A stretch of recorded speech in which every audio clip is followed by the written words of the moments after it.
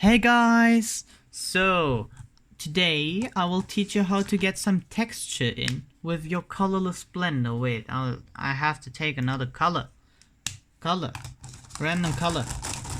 Blech. It's the same hue. Okay, I get this. Push them back in. Kush, guys. Kush. Go back in your seats, Marcus. Look! It looks blended. Okay. Guys, I'm sorry to do that now, but if you watch my first video, it looked like shit. And now it looks blended.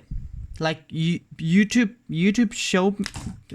You hurt in my feelings. So what you do is get a surface, color it in. Yeah, basically in that video, this looked like shit. Yeah. So, you get your colorless blender. Whoop. Get your brush nib or your... Wait, what does it say? Fine tip. And then you just bloop, bloop, bloop, bloop, bloop, bloop. And after some time passes, you get texture. Texture, come on! Where's the texture? You can see that. It looks good in real life. I bet like 20 videos after this, it will look great. So, why are you showing us that, you might ask?